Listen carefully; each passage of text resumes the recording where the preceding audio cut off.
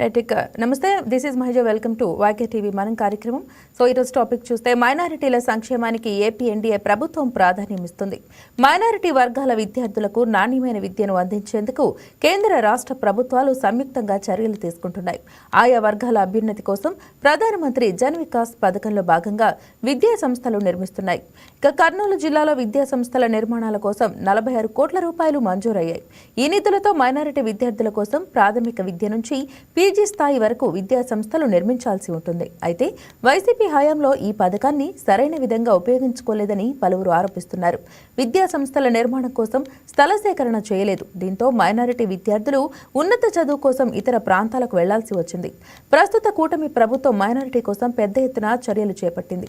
విద్యా సంస్థల నిర్మాణానికి శరవేగంగా చర్యలు చేపట్టింది. ఈ అంశంపై మనతో డిస్కషన్ లో పాల్గొనేందుకు ఈ రోజు మనతో గెస్ట్ అయితే ఉన్నారు. వారిలో ఒకరు సయ్యద్ మొహమ్మద్ పీరా, ముస్లిం మైనారిటీ నేత, తర్వాత సూరి మంజూరి అలీ ఖాన్, ఏపీ స్టేట్ హజ్ కమిటీ మెంబర్. సో ఇద్దరితో కూడా మాట్లాడేద్దాం. సార్ నమస్తే sir, welcome both of you. ఈరోజు మన కార్యక్రమానికి స్వాగతం. ముందుగా మొహమ్మద్ పీరా సార్, మీరు చెప్పండి. అంటే చూస్తున్నట్లయితే మనకి కేంద్ర రాష్ట్ర ప్రభుత్వాలు రెండు కూడా మైనారిటీల కోసం నిధులు అయితే కేటాయిస్తున్నవి. అవి గత ప్రభుత్వంలో దుర్వినియోగం అయ్యాయని అయితే టాక్ ఉంది. దీని గురించి మీరు ఎలా స్పందిస్తారు? దుర్వినియోగం అయితే అయిందమ్మా. ఎందుకంటే 2018 నుంచి 20 లోపల మనకు ఒక 44 కోట్లు మనకు కర్నూలు జిల్లాకు వచ్చింది. దాంట్లో అప్పుడు ప్రభుత్వాలు మారడం, కరోనా రావడం దానిపైన వాళ్ళు స్థల సేకరణ కాకుండా అది స్థలం దొరకలేదని నిర్వీర్యమైతే అయింది. దానికి అది అప్పటి కమిషనర్ శారదాదేవి మేడం అనేది ఆమె ఉండింది. ఆమె కర్నూలుకు వచ్చి ఇక్కడ జిల్లా మైనార్టీ సంక్షేమాధికారి ఎవరైతే ఉన్నారో వాళ్ళకి చెప్పారు, అంటే మీరు నిధులు వాడుకోవడం లేదు, దీనికి మేము వేరే జిల్లాకు తరలిస్తున్నాం, ఒక నెల టైం ఇస్తున్నామని. హలో, ఒక నెల టైం ఇస్తారు. అయినా కానీ వాళ్ళు అప్పుడు డిస్ట్రిక్ట్ మైనారిటీ వెల్ఫేర్ ఆఫీసర్ స్థలం సేకరించడానికి వాళ్ళు విఫలమయ్యారు. ఆ నిధులు వచ్చేసి వేరే కడప జిల్లాకి వెళ్ళిపోయినాం. అప్పుడు నేను ఏం చేశానంటే, ఇప్పుడు శారద అప్పటి కమిషనర్ గారికి నేను చెప్పాను, మేడం సో అండ్ సో అంటే, లేదంటే మా చేతిలో ఏం లేదంటే, అప్పుడు ఏపీ హ్యూమన్ రైట్స్ కమిషన్ అక్కడ పోయి పిటిషన్ వేసి అక్కడి నుంచి మనకు 44 కోట్లు ఏదైతే వేరే జిల్లాకు తరలిపోయినాయో మన కర్నూలు జిల్లాకు చెందేటట్టు గ్రీన్ ఛానల్లో ఉండేటట్టు అక్కడి నుంచి మనకు ఒక మంచి ఆర్డర్ అయితే వచ్చింది ఏపీ హ్యూమన్ రైట్స్ కమిషన్ నుంచి. అప్పటి నుంచి స్థల సేకరణ అనేది జరగలేదు. మన కర్నూలుకు వచ్చేసి 44 కోట్లు అప్పుడు వచ్చింది మేడం. అప్పుడు ఒక రేమట అనేది అక్కడ ఏపీ రెసిడెన్షియల్ స్కూల్ అనేది అక్కడ ఏర్పాటు చేసినారు, ఏదో తొందరగా. అది అక్కడ పోయి మనం చూస్తే అక్కడ ఎలాంటి వసతులు అయితే లేవు పిల్లలకి. అక్కడ ఒకవేళ అక్కడ స్కూల్ ఏర్పాటు చేసినప్పుడు బిల్డింగ్ కన్స్ట్రక్షన్ చేయాలనుకున్నా కూడా అక్కడైతే ఎలాంటి మనకు ఇది లేదు, ఫెసిలిటీస్ లేవు. అందుకని అక్కడ నుంచి తీసి మన ఇక్కడ కర్నూలు సరౌండింగ్స్ ఏముంటాయో అక్కడ పెట్టాలా. రెండవది ఏమంటే, ఇప్పుడు కేంద్ర ప్రభుత్వము రాష్ట్ర ప్రభుత్వము షేరింగ్ కెపాసిటీ లాగా మనకైతే స్కీమ్స్ ఇస్తున్నాయి. వాళ్ళేమో అక్కడ ఇస్తున్నారు, ఇక్కడే రాష్ట్ర ప్రభుత్వం అయితే ఏం చేస్తున్నారంటే, మా దగ్గర నిధులు లేవు మా దగ్గర అని వాళ్ళు చెప్తున్నారు. అధికారులను అడిగితే వాళ్ళు ఏం చెప్తున్నారు, లేదు మా దగ్గర స్థలాలు దొరుకుతలేవని తహసీల్దారు, కలెక్టర్లు వాళ్ళు అదే చూపిస్తున్నారు. అది ఏమో చెప్తారు కదా, దేవుడు వరమిస్తే కూడా పూజారి చేసినట్టు ఈ స్కీమ్స్ ఉన్నాయి మేడం. రైట్. అంటే ఇప్పటివరకు ఈ పథకం, అంటే కేంద్ర రాష్ట్ర ప్రభుత్వాలు సంయుక్తంగా అమలు చేసిన జన్ వికాస్ యోజన పథకం నంద్యాలలో అమలు అవుతుంది, మిగిలిన ప్రాంతాలకు అంత ఇదిగా అప్లై అవ్వట్లేదు. దీని గురించి మీకు ఏమైనా ఇన్ఫర్మేషన్ ఉంది? నంద్యాలతో పాటు ఆదోనిలో కూడా ఒక ప్రాజెక్ట్ అయితే అయింది మేడం. అది ఐటీఐ కాలేజ్ అనుకుంటాను నేను. ఐటీఐ కాలేజ్ ఇప్పుడు ఇన్ఫ్రాస్ట్రక్చర్ అయిపోయింది, కానీ దాంట్లో అడ్మిషన్స్ అనేది జరగట్లేదు. అంటే ఇప్పుడు ఒకవేళ మనకు పిఎంజేవికే స్కీమ్స్ కింద మనకు ఇన్ఫ్రాస్ట్రక్చర్ కట్టినా దానికి తగ్గట్టు గవర్నమెంట్ కూడా ఏం చేయాలంటే దానికి తగ్గట్టు అది అడ్మిషన్స్ చేయడము, అక్కడ స్టాఫ్ ని అపాయింట్మెంట్ చేయాలన్నది అది కూడా ఉండదు మేడం. ఓకే. రైట్. ఓకే, ఒకసారి మనతో అలీ ఖాన్ సార్ కూడా మాట్లాడతారు. హలో సార్, లైన్లో ఉన్నారా? మంజూరి అలీ ఖాన్ సార్. సార్ అదే, నమస్తే సార్. సార్ ఇప్పుడు మనం చూసినట్లయితే విద్యా సంస్థల నిర్మాణం కోసం వైసీపీ గవర్నమెంట్ లో నిధులైతే మంజూరు చేయడం జరిగింది. స్వయంగా అప్పటి ఎమ్మెల్యే కూడా మైనారిటీ వర్గానికి చెందినటువంటి హఫీజ్ ఖాన్ గారు కూడా ఉండటం జరిగింది. మరి ఆయన ఎందుకు ఈ విషయంలో చొరవ చూపలేకపోయారు? ఎందుకు దుర్వినియోగం జరుగుతున్నా కూడా ఆయన చర్యలు ఎందుకు తీసుకోలేకపోయారంటారు? సార్ వినిపిస్తుంది, చెప్పండి.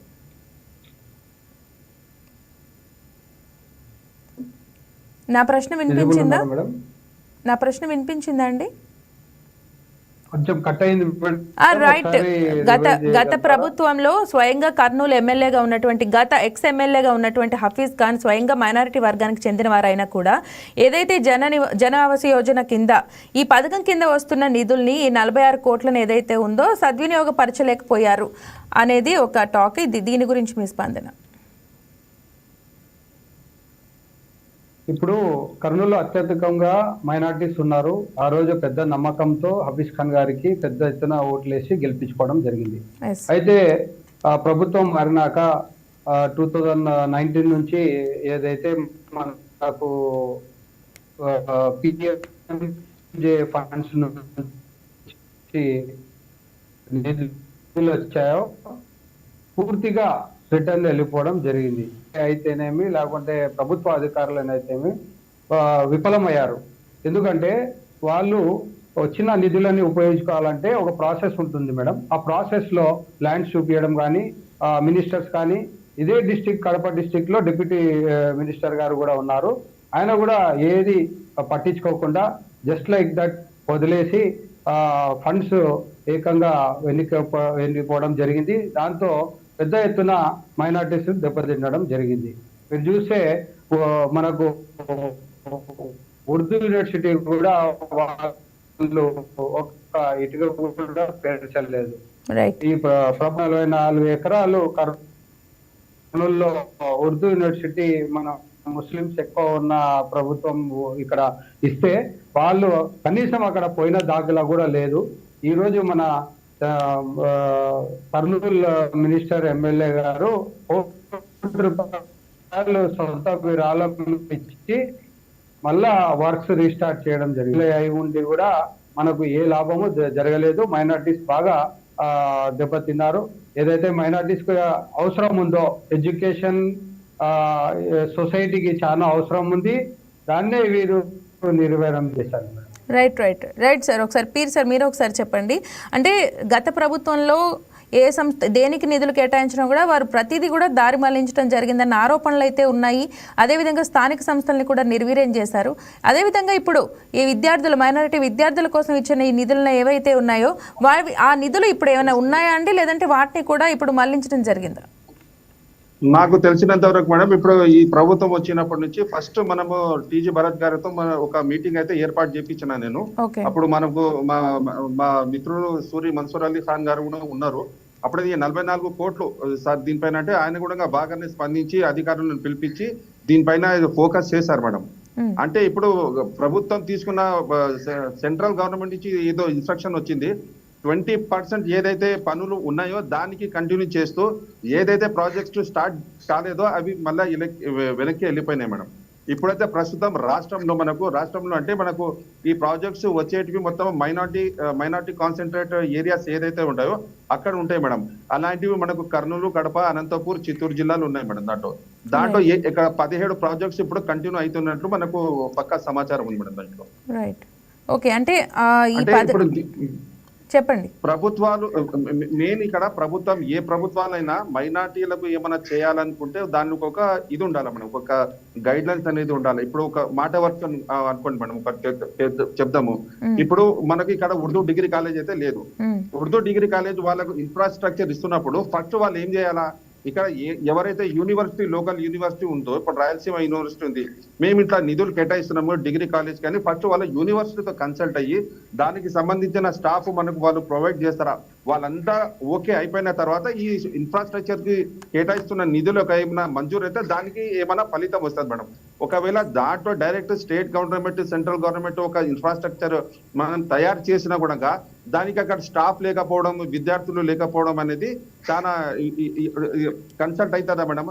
అది ఒక మనకు లాభం అవుతుందా? అది మీరు చెప్పండి. రైట్. ఒకసారి అలీఖాన్ సార్ దీని గురించి, అంటే ఉర్దూ ఎస్పెషల్గా ఇప్పుడు సార్ ఈ టాపిక్ తీసుకొచ్చారు కాబట్టి ఉర్దూ చదివే పిల్లలకి అంటే చాలా ఏరియాల్లో 5th గ్రేడ్ వరకు ఉంటుంది, అప్కమింగ్ లేకపోవటం వల్ల, అంటే 6th నుంచి లేకపోవటం వల్ల ముందు 5th వరకు చదివి 6th తర్వాత లేకపోతే ఏం చేస్తామని ముందు నుండే తీసుకోవడం కూడా మానేయటం అయితే జరుగుతుంది. ఈ విధంగా ఉర్దూ చదవాలని అనుకున్నా కూడా ఉన్నా కూడా 6th క్లాస్ నుంచి లేకపోవటం వల్ల చాలామంది వెనకడుగు వేయడం జరుగుతుంది. దీనివల్ల నష్టం జరిగే అవకాశం కూడా ఉంది. దీనికి మీరు ఎలా చూస్తారు? Ali Khan sir. Right Ali Khan sir. నష్టం అయితే భారీగా జరుగుతుంది అనుకున్నట్లు. ఎస్. ఇప్పుడు మనం చూస్తే ఎక్కడైతే స్కూల్స్ వినపడుతుందో మేడం? వినిపిస్తుంది, చెప్పండి. వినిపిస్తుంది, చెప్పండి సార్. యా, ఇప్పుడు నష్టం అయితే జరుగుతుంది, దాంట్లో ఎటువంటి ఆలోచన లేదు. కాకపోతే మనకు ప్రభుత్వ నాయకులు, అధికారులు సమన్వయంగా దీనికోసం పనిచేస్తూ ఏదైతే లోయర్ ప్రైమరీ స్కూల్స్ దాన్ని అప్గ్రేడ్ చేసుకుంటూ దాన్ని హయ్యర్ ప్రైమరీస్ లా.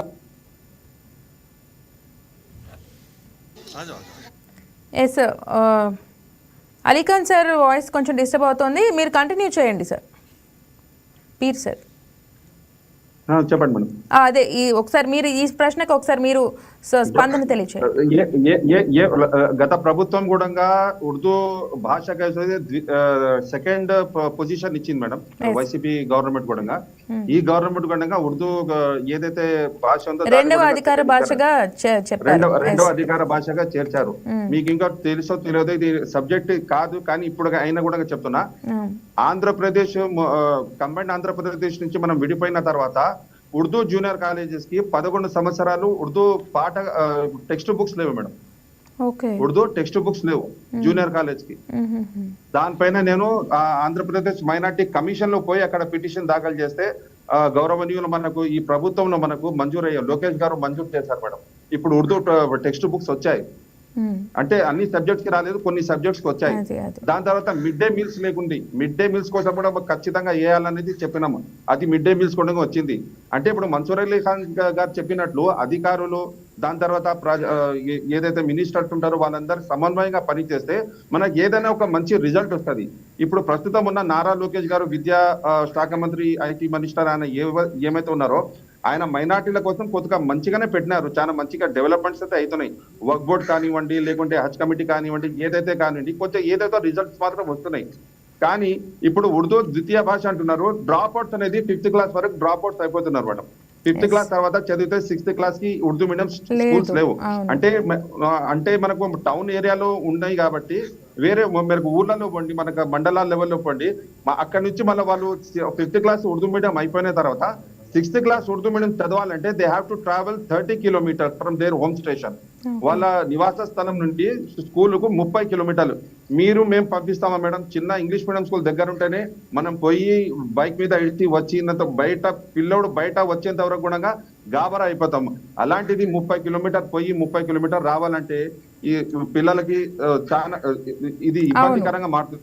అందుకనే చాలా మంది ఏం చేస్తున్నారంటే మదర్ టంగ్ నుంచి చేసేసి డ్రాప్ అవుట్ అయ్యి ఇంగ్లీష్ మీడియం కో లేకుంటే తెలుగు మీడియం కో వచ్చేస్తున్నారు. అక్కడ వీళ్ళ ఏదైతే విద్యార్హత ఉందో, ఏమంటారు క్వాలిటీ ఉందో అక్కడ డౌన్ అయిపోతుంది. ఎందుకంటే ఉర్దూ మీడియం 5వ క్లాస్ వరకు చదివిన తర్వాత ఒకటేసారి ఇంగ్లీష్ మీడియం కి మారడం లేకుంటే తెలుగు మీడియం కి మారడం అంటే ఎవరికైనా సరే ఇబ్బంది అవుతుంది. అక్కడ అనేది కొత్త 10th వచ్చేసరికి వాళ్ళు మొత్తం డ్రాప్ అవుట్స్ అయిపోతున్నారు చాలా వరకు ఉర్దూ మీడియం. అంటే ప్రభుత్వాలు ఏం చేయాలంటే ఏదైతే ఇప్పుడు మన్సూర్ అలీ ఖాన్ సార్ చెప్పారో దానికి ఇప్పుడు 5th క్లాస్ వరకు ఉంది, మెల్లమెల్లగా ప్రైవేట్ స్కూల్లో మెల్లమెల్లగా ఒక్కొక్క సంవత్సరం ఎట్లా ఎదుగుతా మనం ఎక్స్టెండ్ చేసుకుంటా పోతారో అలా ఎక్స్టెండ్ చేసుకుంటా పోవాలా మేడం. ఎస్ అండి, రైట్. ఒకసారి మరి ఇదే విషయం చూస్తే అంటే కన్స్ట్రక్ట్ చేయడానికి భూమి లేదు, ప్రభుత్వ భూమి లేకపోయినా కూడా వక్ఫ్ బోర్డ్ భూములు కూడా తీసుకొని పాఠశాలల కోసం తీసుకునే విధంగా అయితే చర్యలు కూడా తీసుకోవచ్చు. మరి ఈ అంశానికి సంబంధించి మీరు ఫరూక్ గారి దృష్టికి కానీ టీజీ భరత్ గారి దృష్టికి కానీ తీసుకురావడం జరిగిందా? అంటే మేడం వక్ఫ్ బోర్డు స్థలాలు తీసుకోవచ్చు అంటున్నా కానీ వక్ఫ్ బోర్డు స్థలాలు ఇవ్వడానికి లేదు మేడం. ఎందుకంటే వక్ఫ్ బోర్డు స్థలం ఒకవేళ ఈ ప్రభుత్వ భూములు లేకపోతే వక్ఫ్ బోర్డు స్థలాలు మీకు లీజ్ పైన తీసుకోవాలా, లీజ్ పైన. ఎందుకంటే వక్ఫ్ బోర్డు స్థలాలు ఇవ్వడానికి లేదు. ఎందుకంటే అది ఒకటి దేవుని మాన్యం భూమి, అది దర్గాకు సంబంధించిన అయినా కానీ మసీద్ అయినా సరే, అది పీర్ల చావిడి కానీ సంబంధించిన. ఎందుకంటే దాని నిర్వహణ ఖర్చుల కోసం దాతలు ఇచ్చిన భూములు, అంతేగాని అది ఏదో వక్ఫ్ బోర్డు భూములు ఉన్నాయి మనం దీనికి వాడుకుంటామన్న దానికి లేదు మేడం. ఇది ఒకవేళ మనకు కంపల్సరీ కావాలంటే ఆ వక్ఫ్ స్థలం ఏదైతే ఉంటుందో దానికి లీజ్ ప్రకారంగా ప్రభుత్వం తీసుకొని దానికి సంవత్సరం ఏదైతే ఆదాయం వస్తుందో ఆ బాడగా ఏమంటుందో ఆ వక్ఫ్ బోర్డు వాళ్ళకి చెందాలా. అలాంటప్పుడు మనం ఇవ్వగలుగుతాం మేడం. ఇవ్వచ్చు. Yes. కానీ డైరెక్ట్ గా వక్ బోర్డ్ స్థలము ఇవ్వడానికి లేదు మేడం అట్లా. Yes right okay. అలీఖాన్ గారు కూడా జాయిన్ అయ్యారు. సార్ ఒకసారి ఈ ప్రస్తుత కూటమి ప్రభుత్వం భవన నిర్మాణాలతో పాటు విద్యా సంస్థల కోసం మౌలిక వసతులు అవసరమైన ప్రతిపాదనలు రూపొందించింది. అంటే కేవలం బిల్డింగ్ స్ట్రక్చరే కాదు, ఈవెన్ మౌలిక వసతులు కూడా ఖచ్చితంగా అమలు చేయాలని అయితే చెప్తోంది. ఈ ప్రతిపాదనలు రూపొందించి జారీ చేయడం పట్ల ప్రస్తుతం కూటమి ప్రభుత్వం తీసుకుంటున్న చర్యల పట్ల ఎలా ఉంది సార్, మీ స్పందన తెలియజేయండి. రైట్, అలీఖాన్ గారు మళ్ళీ లైన్ అయితే కనెక్ట్ అవ్వట్లేదు. సార్ మహమ్మద్ సార్ మీరు ఒకసారి చెప్పండి దీనికి సంబంధించి. యాక్చువల్గా మేడం ఏదైతే సెంట్రల్ గవర్నమెంట్స్ మనకి ఇస్తున్నాయో స్కీమ్స్ స్టేట్ గవర్నమెంట్ కి, ఇప్పుడు ఒక ఉదాహరణకు అనుకుంటా, ఇప్పుడు మనకు కర్నూలులో ఒక ఉర్దూ యూనివర్సిటీ ఉంది మేడం. ఎస్ ఉర్దూ యూనివర్సిటీకి మనకు నిధులు కేటాయిస్తున్నారు. అక్కడ మనకు ఈ పిఎంజేవికే స్కీమ్స్ అక్కడ పోయి మనకు అక్కడ పెట్టిస్తే వాళ్ళకి అక్కడ స్టాఫ్ ఉంటారు, వాళ్ళకి ఇన్ఫ్రాస్ట్రక్చర్ కావాలా, ఆ ఇన్ఫ్రాస్ట్రక్చర్ అక్కడ కట్టించే దానికి ఏమన్నా మనకు లాభం అవుతుంది. అంతేగాని ఎక్కడ మనకు అవసరం లేని చోట, ఇప్పుడు మీరు నన్ను పిలిపించినారు కాబట్టి నేను మీ దగ్గరకు వచ్చి మీతో మాట్లాడగలుగుతున్నాను. మీరే నన్ను పిలవకపోతుంటే మీరు ఎప్పుడు మాట్లాడతారు, నేను మీతో ఎప్పుడు మాట్లాడతాను మేడం? అంటే ఏమంటారు, డిమాండ్ తో పాటు మనకు ఇక్కడ కన్వర్జేషన్ కూడా ఉండాలా. ఇప్పుడు కేంద్ర ప్రభుత్వం ఇస్తుంది, రాష్ట్ర ప్రభుత్వం ఇస్తుంది, కానీ ఇప్పుడు ఐటీఐ కాలేజ్ సంగతి ఏం మేడం? ఇప్పుడు ఐటీఐ కాలేజ్ లో ఇప్పుడు పిల్లల అడ్మిషన్స్ లేవు, అక్కడ గవర్నమెంట్ అది స్టేట్ గవర్నమెంట్ అక్కడ స్టాఫ్ ని రిక్రూట్ చేయాలా? అంటే ఒకవేళ ఇప్పుడు లేని స్థలం లేదని కొన్ని చాలా వరకు ప్రాజెక్ట్స్ తరలి వెళ్ళిపోయినాయి. మనం ఏదైతే కట్టించినారో దానికి ఎవరు బాధ్యులు? ప్రభుత్వమే కదా. Yes right. ఒకసారి అలీఖాన్ సార్ నా మాట వినిపిస్తుందా ఇప్పుడు? వినపడుతుంది. రైట్ సార్, ఒకసారి ప్రస్తుతం అంటే సార్ కూడా మాట్లాడారు, విన్నారు. దీని పట్ల మీ స్పందన ఒకసారి, ఇందాక నేను మిమ్మల్ని కూడా అడిగాను, ఒకసారి చెప్పండి సార్ మీ స్పందన తెలియజేయండి. ఇప్పుడు మనం ఎడ్యుకేషన్ అప్గ్రేడ్ చేసుకోవాలంటే ఫెసిలిటీస్, భవనాలు, మనకు కావాల్సిన ఎక్విప్మెంట్ ఇవన్నీ సెట్ చేసుకోవాలా. దీనికి ఇటు అధికారులు, అటు గవర్నమెంట్ అండ్ లోకల్ అడ్మినిస్ట్రేషన్స్ పాటు లోకల్ పాలిటిషియన్స్ కూడా దీని మీద దృష్టి సారించాలన్నమాట.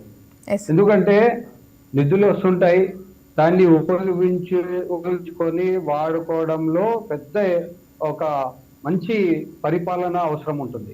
ఇప్పుడు నారా లోకేష్ గారు ఈ స్కూల్స్ సంబంధించినది ఎప్పుడైతే మనకు బియ్యం ఉందో, సన్న బియ్యం ఇప్పుడు విద్యార్థులకు ఇవ్వడము, తల్లికి వందనం వేయడం వల్ల ఎంతో ఉపయోగం. మీరు స్కూల్ ఇట్లాంటి రిక్వైర్మెంట్స్ ఏమున్నాయి, వాళ్ళకు ప్రాబ్లమ్స్ ఏమున్నాయి, ప్రైమరీ స్కూల్స్ ని అప్పర్ ప్రైమరీగా మార్చుకోవడానికి వాళ్ళకు కావాల్సిన ఏదైతే మనకు అప్రూవల్స్ అండ్ వాళ్ళకు కూర్చోవడానికి క్లాస్ రూమ్స్ ఇవన్నీ ఇచ్చుకుంటూ ఆ నిధులని మనం ఇంకా రాబట్టుకోవాలా. చంద్రబాబు నాయుడు గారు ఎప్పుడు చెప్తుంటారు, నిధులు రావాలా, కేంద్రం నుంచి రాబట్టుకోవాలా, మనం ఉపయోగించుకోవాలా అని. ఆ అడ్మినిస్ట్రేషన్ ఏదైతే ఉందో గత 5 ఏళ్లలో జరగలేదు మేడం. కాబట్టి ఈ 5 years గ్యాప్ ని మనం ఫిల్ చేసుకుంటూ ప్రజలకు కావాల్సిన ఏర్పాట్లు చేయడము. ఆల్రెడీ కర్నూలులో మనము లోకల్లో ఏవైతే ఉర్దూ స్కూల్ సంబంధించినదైతే, వసతి గృహాలకు సంబంధించినది, బాలబాలికలకు అయితే ఏమి అన్ని విధాలుగా అధికారులతో చర్చించి, మన షరీఫ్ గారు వచ్చినప్పుడు కూడా రిప్రజెంటేషన్ ఇవ్వడం జరిగింది. మన మైనార్టీ మినిస్టర్ గారు కూడా స్పందిస్తుంది. అవసరం ఉందో అక్కడ మా ప్రభుత్వము ఇటు అధికారులని మూవ్ చేస్తూ మేమందరం సమన్వయంగా పనిచేస్తున్నాం madam. Right sir, thank you. ఫైనల్గా ఒకసారి ఇద్దరి తరపు నుంచి కూడా మహమ్మద్ వీర్ సార్ ఒకసారి ప్రభుత్వానికి కానీ, టీజీ భరత్ గారికి కానీ, ఫరూక్ గారికి కానీ మీ సైడ్ నుంచి విజ్ఞప్తి ఏదైతే ఉందో అదొకసారి తెలియజేయండి. ఫారూక్ సార్ అయితే చాలా senior madam, minister senior madam. ఆయనకు మా రిక్వెస్ట్ కన్నా ఆయనకు ఎందుకంటే ఆయనకు చాలా ఎక్స్పీరియన్స్ ఉంటుంది. ఏదైనా సరే ఇప్పుడు ఎందుకంటే ఇప్పుడు మనం తెలుగుదేశం పార్టీ అయినా సరే, వైసీపీ పార్టీ అయినా సరే, ఏదైనా వారు పార్టీ అధినాయకులు అయితే మైనార్టీ ఏదో చేయాలని అనుకుంటారు. వాళ్ళు ఏం చేస్తారంటే మైనార్టీ లీడర్స్ కి కూడా బాగా ఇచ్చేస్తారు. మైనార్టీ లీడర్స్ ఏం చేయాలంటే, మన్సూర్ అలీ ఖాన్ సార్ చెప్పినట్లు మైనార్టీ లీడర్స్ ఏం చేయాలంటే అందరితో కలిసి, ఇప్పుడు మంత్రులు ఉండని, ఎమ్మెల్యేస్ ఉండని, వాళ్ళతో ఏకమయ్యి మమేకం ఒక ప్రాజెక్ట్ రిపోర్ట్ తయారు చేసి కేంద్రం ఏదైతే ప్రాజెక్ట్స్ ఉన్నాయో దానికి ఇంప్లిమెంట్ అయ్యేటట్టు చూడాల్సిన బాధ్యత వాళ్ళపై ఉంటుంది. అంటే ఈ రోజు ఈ కాలంలో మైనార్టీ లీడర్స్ అంటే ఏదో టోపీ పెట్టుకున్నంత మాత్రాన వాళ్ళు అయిపోతున్నారు. కానీ రాజకీయ పార్టీ నాయకులు కూడా రాజకీయ పార్టీలు కూడా ఏం చేయాలంటే మైనార్టీ నాయకులు ఉండని, మనకు మాస్ కూడా ఉండాలా, అలాగే క్లాస్ కూడా ఉండాలా, ఎడ్యుకేటెడ్స్ కూడా ఉండాలి మేడం. ఎందుకంటే ఒక పార్టీ డెవలప్ కావాలంటే ఆ నాయకుల పైనే ఆధారపడి ఉంటుంది. ఇప్పుడు వేరే దాంట్లో చూడండి, మీరు ఇప్పుడు ఏదంటే మైనార్టీ ఇష్యూస్ పైన మాట్లాడే వాళ్ళు చాలా తక్కువ మేడం. ఇప్పుడు గతంలో మీరు వైసీపీ హయాంలో మీరు ఇప్పుడు ప్రస్తుతానికి మనం అనుకుందాం హఫీజ్ ఖాన్ ఫెయిల్యూర్ అనుకుందాం మేడం. కానీ హఫీజ్ ఖాన్ కి అమ్జద్ బాషాకి అక్కడ జగన్ గారి దగ్గర అప్పుడు ముఖ్యమంత్రి ఎవరు ఉన్నారో అక్కడ పోవడానికి వాళ్ళకు ఆస్కారం లేదు. మీరు కూడా విన్నాం, మేము కూడా విన్నాం. ఒక ఎమ్మెల్యే పరిధిలో ఏముంటది మేడం, ఆయన ఇష్యూస్ తీసుకోపోయి అక్కడ అసెంబ్లీలో పెట్టడం వరకే ఎమ్మెల్యే ఇష్యూ ఒక పరిధి ఉంటది. అంటే ఇక్కడ మనము హఫీజ్ ఖాన్ ఫెయిల్యూర్ అని చెప్పలేము, అధికారుల ఫెయిల్యూర్ అని చెప్పలేము. ఒక టీం అనేది ఉండాలి, వీళ్ళ పైన ఒక టీం అనేది ఉంటుంది. అసెంబ్లీ మైనార్టీ ఒక కాన్స్టిట్యూషన్ కమిటీ ఉంటది, వాళ్ళకు దీంట్లో ఉండాలా. ఏమైనా ఫాలో అప్ అనేది కంపల్సరీ కావాలా మేడం. ఫాలో అప్ లేనిది ఏం కాలేదు. మనం ఫాలో అప్ అనేది ఉండాలా. ఇప్పుడు ఈ ప్రభుత్వమైనా, గత ప్రభుత్వమైనా, రాబోయే ప్రభుత్వాలు ఏదైనా సరే ఫాలో అప్ లేనిది ఏం కాదు. ఇప్పుడు మనకు సెంట్రల్ నుంచి బాగా స్కీమ్స్ అయితే వస్తున్నాయి.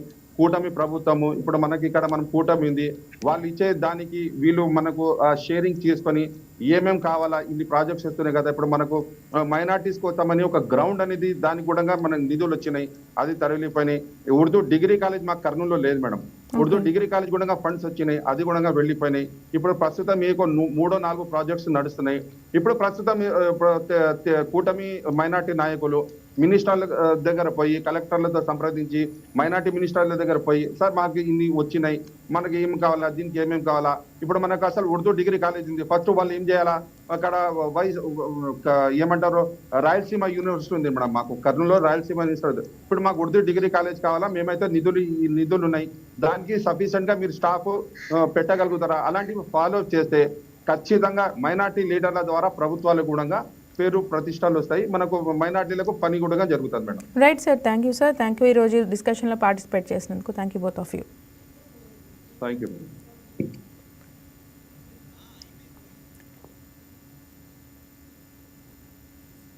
రైట్, ఇది ఇవాళ మనం కార్యక్రమం. ఇంకా ఎపిసోడ్లో మళ్ళీ కలుద్దాం. Till then take care, keep watching YK news. ఇది తెలుగు వారి గుండె చప్పుడు.